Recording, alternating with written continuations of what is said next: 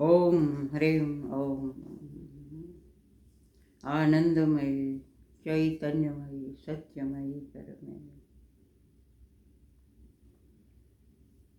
जैसे मैंने आपको पहले कहा था कि अश्वपति की साधना कठिन भी है और उसे सतत सुनने के बजाय हम धीरे धीरे सुने और उसे अपने अभ्यास में लाने की कोशिश करें, पढ़ते जाए और ऐसे जीना शुरू करें तो एक और बात है।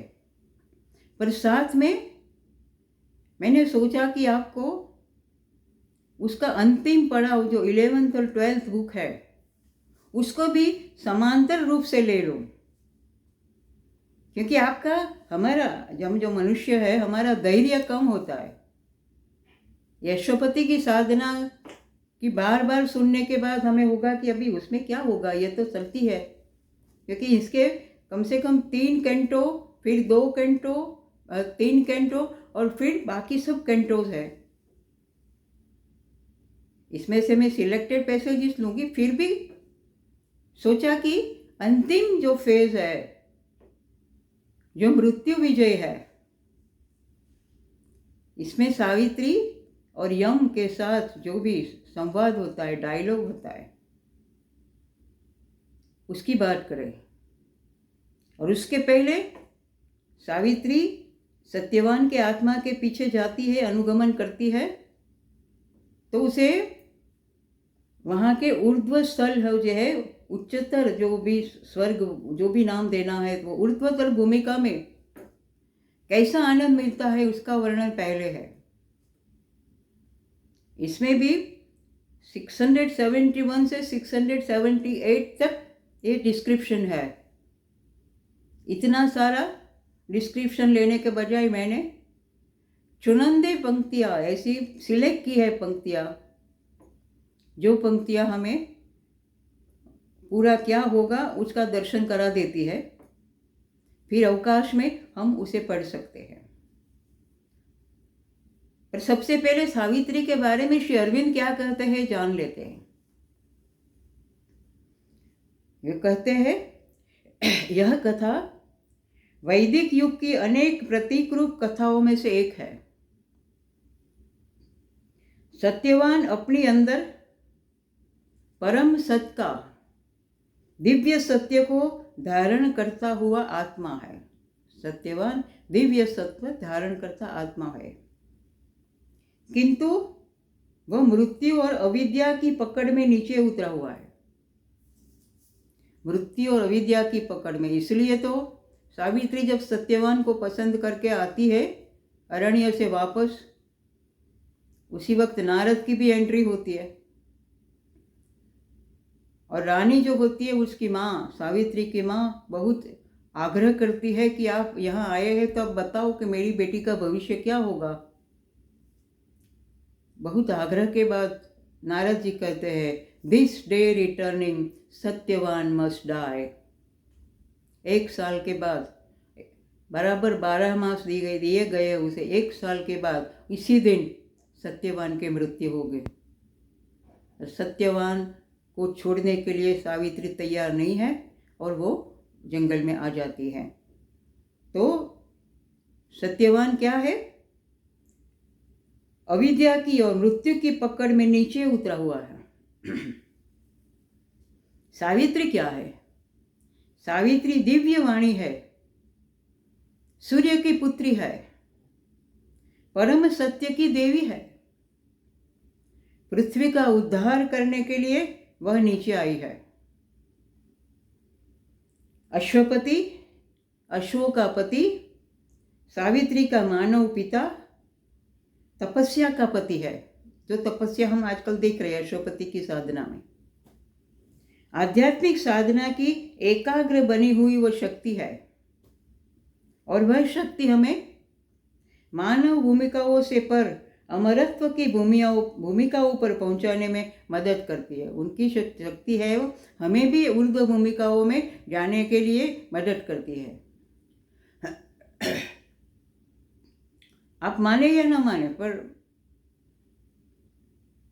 मैं एक सत्य हकीकत बताना चाहती हूँ।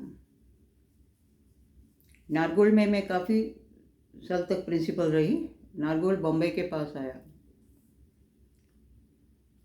वहाँ श्री अरविंद और माताजी दोनों के रेलिक से ऐसी समाधि है।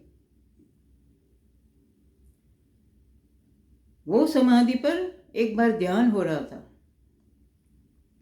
सब लोग ध्यान में मग्न थे। श्री अरविंद के योग में कलेक्टिव मेडिटेशन होता है, समूह ध्यान। और समूह ध्यान के वक्त सब लोगों की आंखें बंद थी,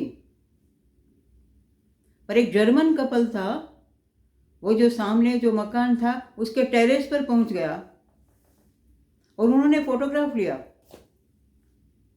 वो फोटोग्राफ में जो सब बैठे थे उसके ऊपर पूरा गोल्डन लाइट आ गया। वो तो आपको पता है, वेस्टर्नर तो पूरा रूट तक जाएगा। दुनिया के वर्ल्ड बेस्ट फोटोग्राफर्स को उन्होंने बताया कि इसमें कुछ फॉल्ट है। सबने कहा कि नहीं, फॉल्ट नहीं है, नहीं, नेचुरल फोटो है। मैं अंधश्रद्धा का निरूपण नहीं करती हूँ यहाँ, पर हम सब ने देखा है। पहले मैं भी काफ़ी स्केप्टिकल थी। काफ़ी सालों तक श्री अरविंद मुझे एक्सेप्ट ही नहीं होते थे, काफ़ी सालों तक। पर जब हम ध्यान में बैठते हैं तो हमें लगता है कि कोई ऐसा, क्योंकि ऊर्ध्व भूमिकाओं को उन्होंने सर कर दिया है ना, तो हम जो ध्यान में बैठते हैं तो हमें मेहनत नहीं करनी पड़ती है। जैसे हम बिल्कुल नीरव बन जाते हैं तो ऊर्ध्व में से ऐसा फोर्स हम में से कई लोगों ने अनुभव किया है। ऐसा फोर्स, सत्य का, प्रकाश का, ज्ञान का, जो नाम देना है। तो अश्वपति कौन है? ये तपस्या का पति है। उनकी शक्ति, आध्यात्मिक शक्ति, हमें मानव भूमिकाओं से पर अमरत्व की भूमिकाओं पर पहुंचने में मदद करती है। द्युमत सेन, सत्यवान का पिता, प्रकाशपूर्ण सेना का पति, सत्यवान का पिता, वो दिव्य मन है जो यहाँ आके अंध बन गया है। दिव्य मन है पर अंध बन गया है। दृष्टि के दिव्य राज्य को उसने गंवा दिया है और प्रकाश का राज्य भी गंवाया है। सभी पात्र व्यक्ति रूप बने हुए गुण नहीं है, किंतु सभान और सजीवन शक्तियों के अवतार है और प्रादुर्भाव है। हम उनके साथ सघन संपर्क में आ सकते हैं और वो सब मानव शरीर धारण करके मनुष्यों को मदद करते हैं। ये सब जो आए हैं मनुष्य को मदद करने के लिए आए हैं। कोई भी युग में जब परमात्मा का अवतार होता है तब भी ऐसा ही होता है कि उनको मदद करने के लिए सभी देव अलग अलग रूप में आ जाते हैं। कृष्ण के अवतार के बारे में तो आपने सुना होगा, मैं उसे यहाँ वर्णित नहीं करना चाहती हूँ। पर्व 9 में हम 11-12 की बात करने जा रहे हैं, 11 की खास करके। पर पर्व 9 में सावित्री शाश्वत रात्रि की अश्वेत रिक्तता में सत्यवान के मृत्यु बाद उसके आत्मा का अनुगमन करते हुए मृत्यु ने जो अग्नि परीक्षाएं थोप दी है सबका सामना करती है। उसे पता है कि उस दिन सत्यवान का मृत्यु होने वाला है, इसलिए जिद करके वो उस दिन सत्यवान के साथ जाती है। और आफ्टरनून में जब उसका मृत्यु होता है तो नेचुरली वो उसके आत्मा का अनुगमन करती है और वहाँ से ये यात्रा शुरू होती है उसकी। और यम उसके सामने कई सारी अग्नि परीक्षाएं, कई सारे प्रलोभन सब देते हैं। वो सब हम जानते हैं, महाभारत में ये कथा है। पर्व 10 में सावित्री 2 संध्या, एक आदर्शमय स्वप्न सृष्टि का संधि प्रकाश, एक स्वप्न सृष्टि ऐसी जो संधि, जो संध्या काल होता है वो संधि जो आदर्शमय है, और दूसरी पार्थिव वास्तविकता की स्वप्नमय संध्या। एक भाव और पार्थिव वास्तविकता है और दूसरी ओर आदर्शमय स्वप्नावस्था है। दोनों में से आगे बढ़ती पति का अनुसरण करती है। दोनों ट्वाइलाइट का वर्णन है। इस वक्त सावित्री मृत्युदेव की सभी आर्गुमेंट्स और धमकियां, थ्रेटनिंग और प्रलोभनों का प्रतिकार करती है। अंत में सावित्री का फिर यम कहते हैं कि तू कौन है, तू बता, क्योंकि जगत के नियमों को मैं नहीं बदल सकता, तू सिर्फ जगदम्बा है तो ही ये हो सकता है। तो उस अंत में सावित्री का उच्चोच्च स्वरूप, परमा मां भगवती का समग्र स्वरूप उसमें आविर्भूत होता है। जब से ये पंक्ति पढ़ी है मैंने, ये कैंटो पढ़ा है, सालों हो गए पढ़ने से, क्योंकि मैं सावित्री का हर रोज उसका चैंटिंग करती हूँ, चयन करती हूँ। पर ये जब से पढ़ा तब से मुझे लगा कि मृत्यु का अगर प्रतिकार करना है तो हमें भी हमारे स्वरूप में ही ये परमा मां भगवती या परम तत्व का आविर्भाव करना एक आवश्यक है। उसके बिना कोई चारा नहीं है। मां आनंदमयी तो लिखती है, जब तक आपको ये प्राप्त न होता है तब तक आप बिल्कुल थमना नहीं, don't stop, go ahead, go ahead, go ahead, उत्तिष्ठते जागृत प्राप्य वरान निबोधत। तब तक उठे जाओ, जागते जाओ और प्राप्त करते जाओ। और मृत्यु को आदेश देता है। सावित्री में मां भगवती का आविर्भाव होता है, मृत्यु को आदेश देता है, तू मार्ग छोड़ दे, सत्यवान को मुक्त कर। जगदम्बा इन शब्दों में उसे आदेश देती है। कौन से शब्दों में आदेश देती है, देखते हैं। Relieve the radiant God from the black mask. Release the soul of the world called Satyavan. Freed from thy clutch of pain and ignorance, that he may stand master of life and fate. Man's representative in the house of God, the mate of wisdom and the spouse of light, the eternal bridegroom of the eternal bride. Page 666. देदीप्यमान देव को तू अपने कृष्ण रंगी मोहरे से मुक्त कर। तेरा मोहरा कृष्ण रंगी है, श्याम वर्ण है। इसमें से मेरे देदीप्यमान देव को मुक्त कर। विश्व के आत्मा को, सत्यवान को तू मुक्त कर, जिससे वो जीवन और भाग्य का स्वामी बनकर जीवन जी सके। प्रभु के गृह में मनुष्य का प्रतिनिधि बनकर रह सके। सनातन वधु का सनातन पति बनके सुखमय जीवन जी सके। The eternal bridegroom of the eternal bride. अब पर्व 11 में सावित्री सदा स्थायी दिन में प्रवेश कर जाती है। यहां आत्मा को अंतिम पसंदगी करने की तक दी जाएगी। अभी भी अंतिम पसंदगी करने की तक बार बार दी जाएगी। प्रलोभन पे प्रलोभन तो दिए जाएंगे। पहले थ्रेटनिंग होती थी उसे भगाने के लिए, परंतु यह तुरंत नहीं बनता है। हम आगे देखेंगे कि परम पसंदगी की क्षण से पहले सावित्री को बहुत सारे अवरोधों का सामना करना पड़ता है। बाद में कई पंक्तियां यह सदा स्थायी दिन को अनुभवगत कराने के लिए दी गई है। बहुत सारी पंक्तियां सदा स्थायी दिन कैसा है, स्वर्ग का वर्णन दिया गया है। पता नहीं कैसे, कौन सी भूमिका से ये लिखा गया है, पर हमने देखा है कि ऐसा वर्णन स्वामी मुक्तानंद के चित्त शक्ति विलास पुस्तक में भी है। अद्भुत वर्णन वहां भी दिया गया। मीन्स इन लोगों की चेतना वहां तक पहुंचती होगी तभी ये सब वर्णन कर सकते हैं ना, लिख सकते हैं ऐसा। और इतना फास्ट 500 लाइन्स पर डे। हम सिर्फ पसंद हुई पंक्तियों का ही रसास्वाद है। इतनी सारी पंक्तियां लेने में हम असमर्थ हैं, क्योंकि ये हमारी जो टेक्निक हम यूज़ कर रहे हैं उसका भी कुछ मर्यादा है, हमारी कोई मानव मर्यादा है। तो मैं सिलेक्टेड पंक्तियाँ ही लूँगी। A marvelous sun looked down from ecstasy skies on worlds of deathless bliss, perfection's home, magical unfoldings of the eternal smile, capturing his secret heartbeats of delight.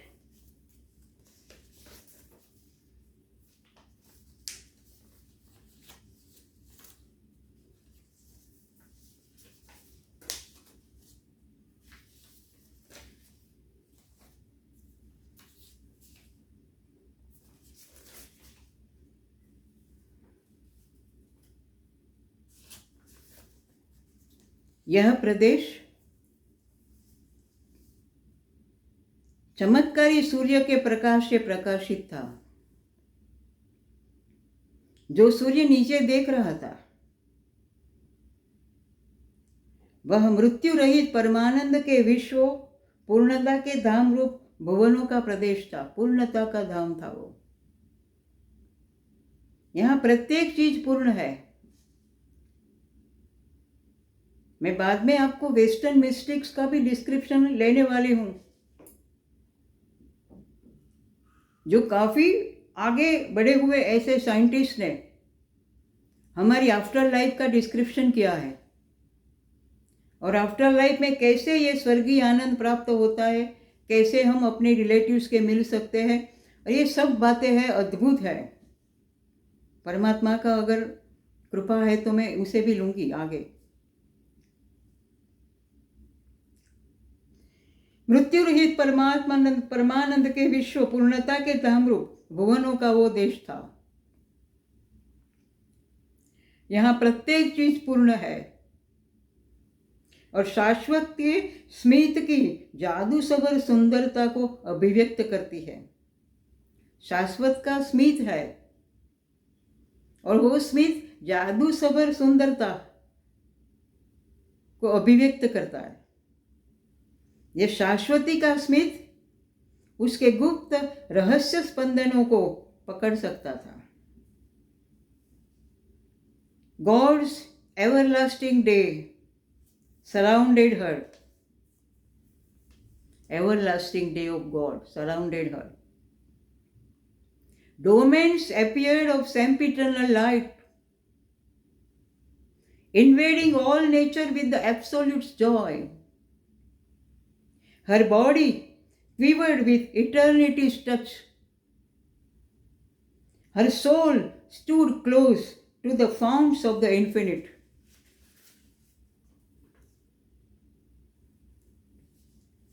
प्रभु का सदा स्थायी दिन सावित्री को घेर लेता है।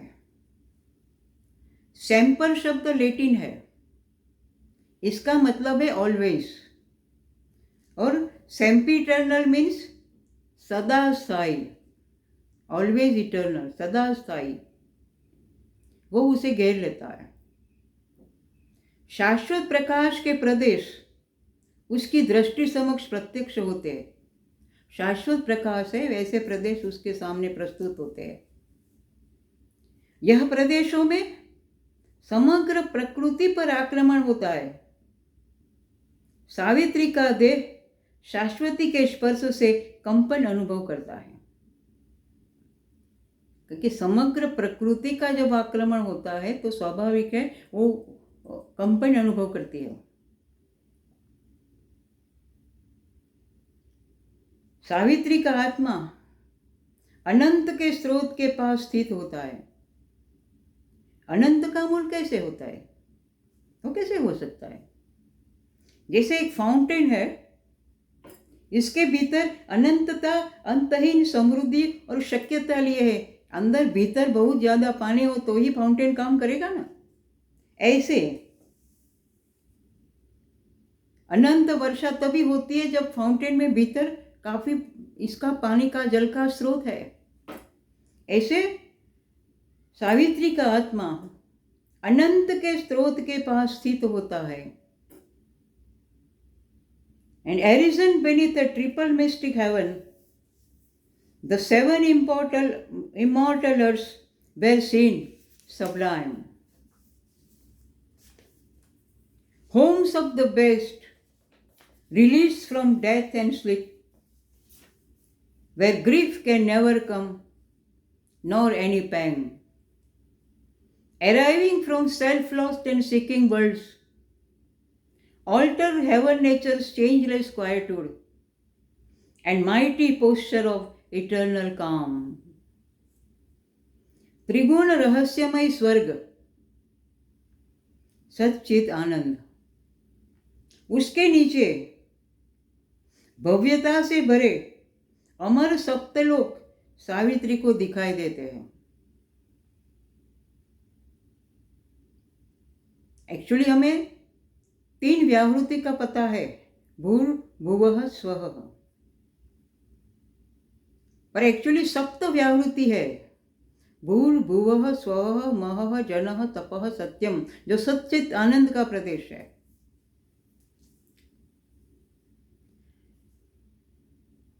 वो थे भाग्यशालियों का धाम, जो मृत्यु और सुषुप्त अवस्था से मुक्त हो चुके हैं। ऐसे लोग वहां रहते थे, सिद्ध पुरुष।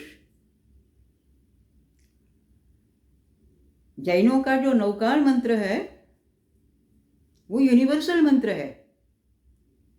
नमो अरिहंताणम, नमो सिद्धाणम, नमो आर्याणम, नमो वज्रायाणम, नमो लोये सौव साहुणम, एषो पंच नमुक्कारो सौव पाव पणिसणो मंगलाणाम च सर्वेसिम।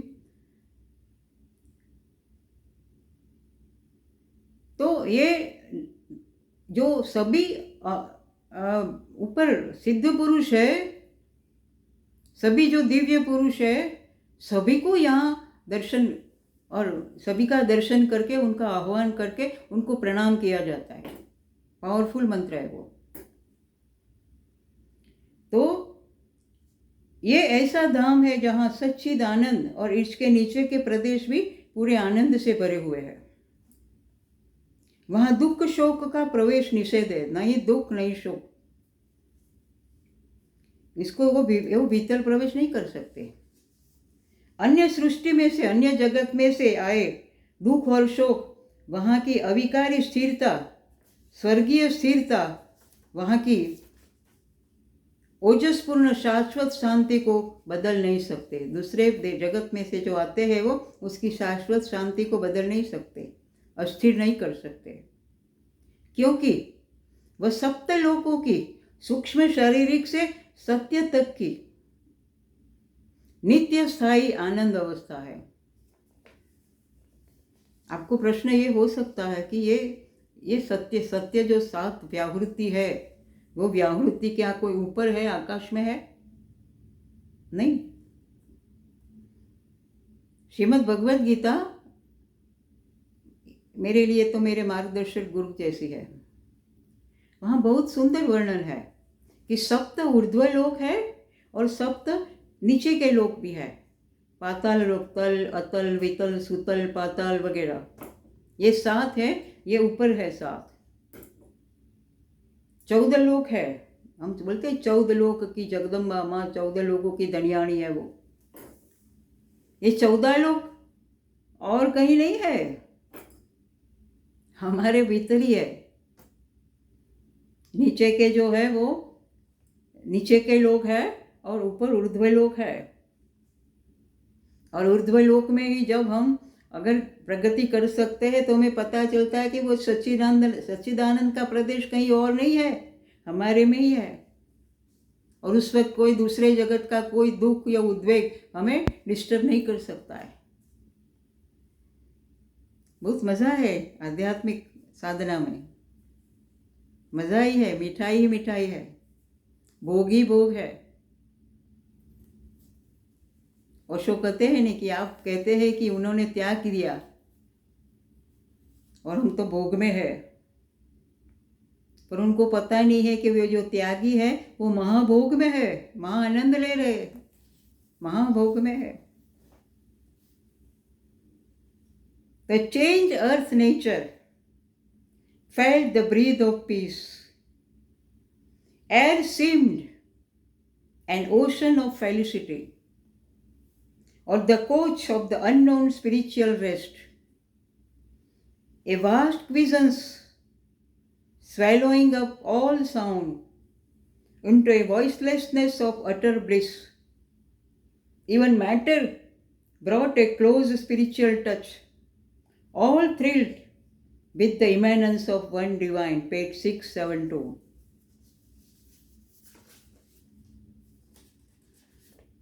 वह 7 अमर लोक में पृथ्वी प्रकृति रूपांतरित हो गई है। प्रकृति का रूपांतरण हुआ है अश्वती का, वो तो हमने देखा। सावित्री का भी रूपांतरण हुआ है, वो सावित्री के योग में, द मदर्स योग में है। इसलिए शांति का श्वास अनुभव में आता है। वहां की हवा असीम सिंधु का सुख सबर, शांति सबर, हर्ष समान थी।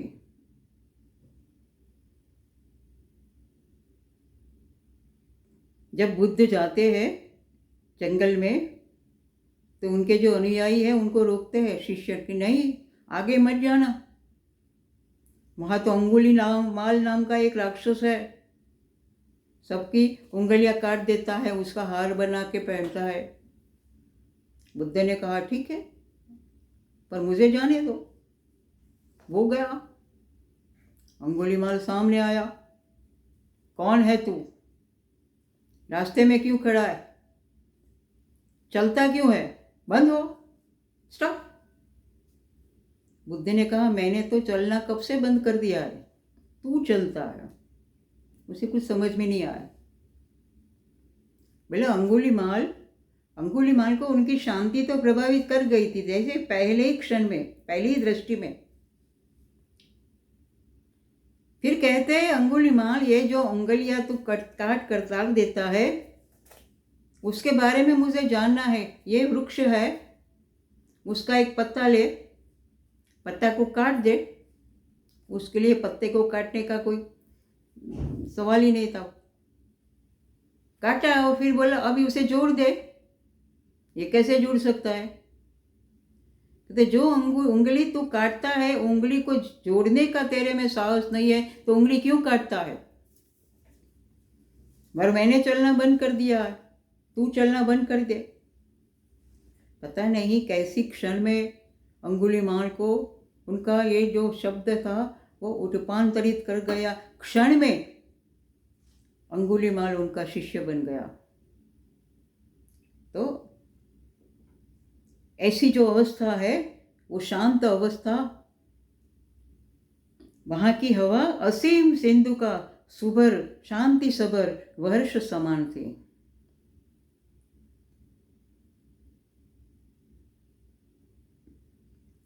या तो ऐसी शैया जहां अग्नेय अध्यात्म विराम कर सकता है। शेरविंद शब्द के स्वामी है। ये पंक्तियां, पूरी पंक्तियां आप घर पे पढ़ेंगे तो पता चलेगा कि क्या महान साहित्य है इसमें। क्विजेंस यानी ऐसी अवस्था जहां कोई प्रतिक्रिया नहीं होती, विचलितता नहीं होती है, नो विकार नहीं होता है। वहां की निश्चल शांति सर्व स्वरों को निगलकर परिपूर्ण परमानंद की निरवता का सर्जन करती थी। परिपूर्ण परमानंद की निरवता। अभी ऊपर देखने जाए, ऐसे देखते ही रहे कि निरवता कहाँ होगी। अरे निरवता कहाँ है? कभी नहीं है, यहाँ ही है, तेरे भेजे में ही है, तेरे बॉडी में ही है। परमानंद की निरवता का सर्जन करती थी। जड़ द्रव्य भी वहां अध्यात्म का सघन स्पर्श लेके आता था।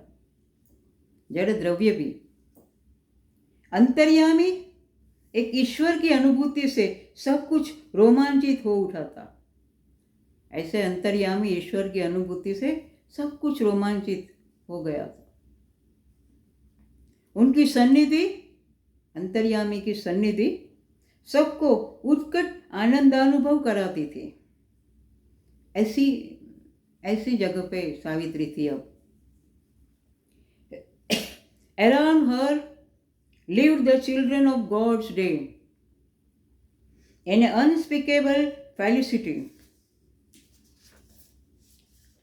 a happiness never lost. The immortals is a glad eternity's blissful multitude. Page 673. Savitri को अनुभव होता है कि उसके अभ्यास के द्वारा अभी उसके आसपास प्रभु के दिन के बच्चे रहते थे। वे सब ऐसी महासुख की अवस्था में थे, रात्रि के बच्चे नहीं, दिन के बच्चे, ऐसे संत लोग वहां रहते थे। ऐसी महासुख की अवस्था में थे जिसका वर्णन नहीं हो सकता।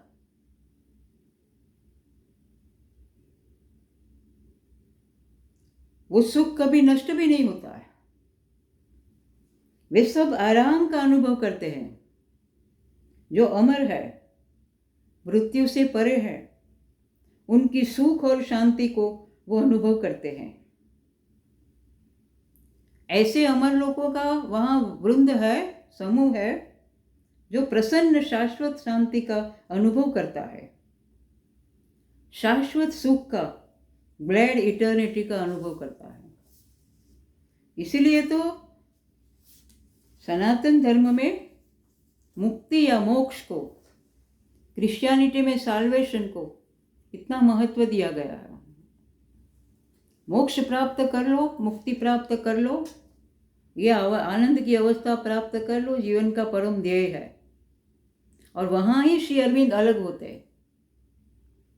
वह कहते हैं आप मुक्ति प्राप्त करके आप चले जाते हैं तो बाकी का विश्व तो नॉन ट्रांसफर होता है, उसका कोई रूपांतरण नहीं होता। आपकी अगर सन्निधि होगी तो कुछ होगा। लाओ त्सु ने बहुत सटल वे में कहा है, कुछ भी नहीं, अगर तुम इसमें बहना शुरू कर दो, तुम ऐसी अवस्था में, समयातीत अवस्था में रहना सीख लो, जान लो, वो कुछ करना नहीं है। तुम्हारी सिर्फ सन्निधि, तुम्हारा सिर्फ अस्तित्व ही काफी है पूरे विश्व को बदलने के लिए।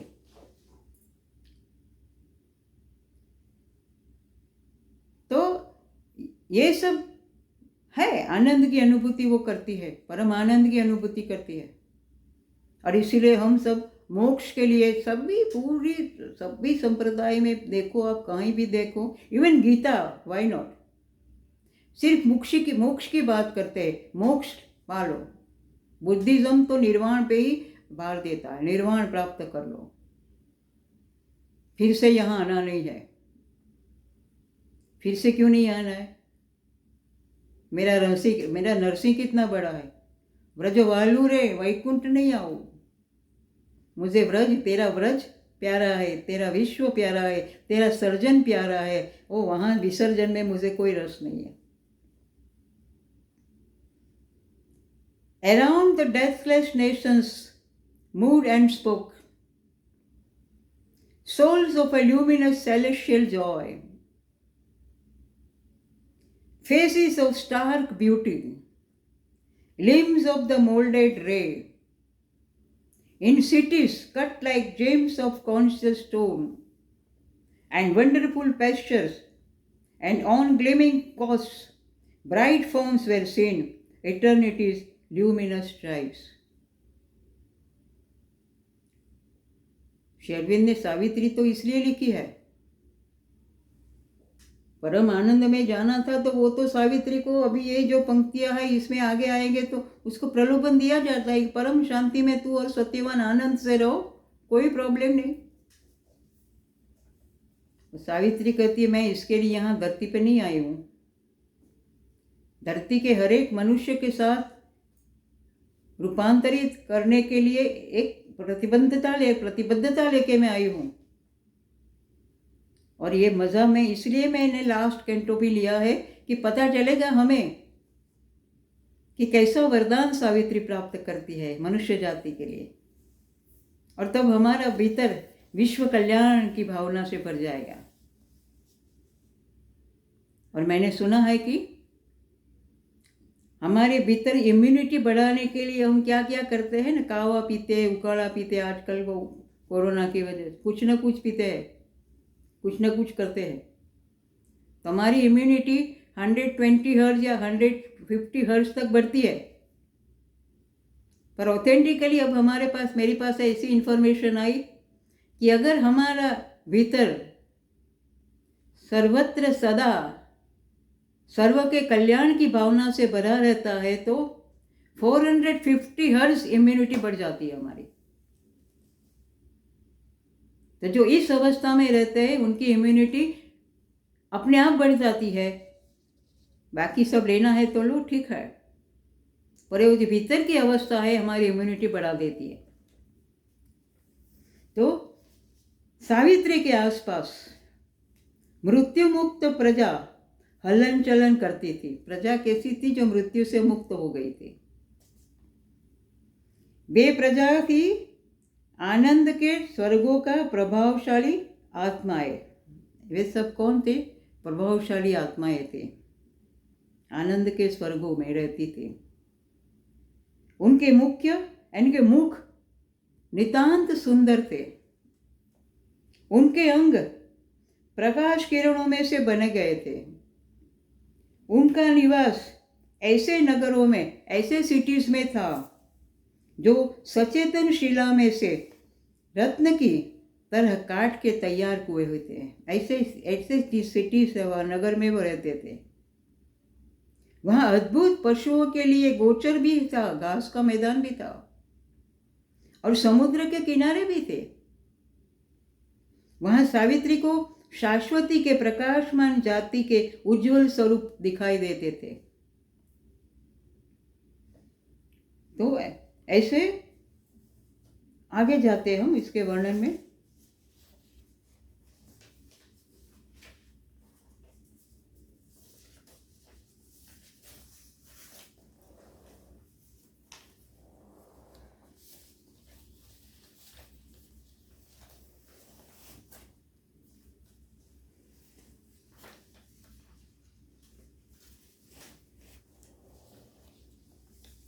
नेक्स्ट टाइम देखेंगे, इन प्रदेशों का ही वर्णन है और बाद में यम का ट्रांसफॉर्मेशन। यम चला जाता है, फिर भी उसे ऊर्ध्व में से शांति में लेने के लिए, शांति में रहने के लिए प्रलोभन दिए जाते हैं। वो सब बातें आती है। अभी तो चलेगा, ये स्वर्ग का वर्णन ही चलेगा 1-2 सेशन तक। अस्तु ओम। अहम ब्रह्म रूपिणी मत्तः प्रकृति पुरुषात्मकं जगत् शून्यं च शून्यं च अहमानन्दानानन्दो अहम विज्ञानाविज्ञानया ब्रह्म अब्रह्मणि वेदितव्ये अहम पंचभूतानि अपंचभूतानि अहम अखिलम जगत। मैं ही पूरा विश्व हूँ, मेरे में ही सब जन्मे है। All are born in me, all stay in me, all are sustained by me and all end up in me only। तो आज इतना ही। अस्तु, आभार।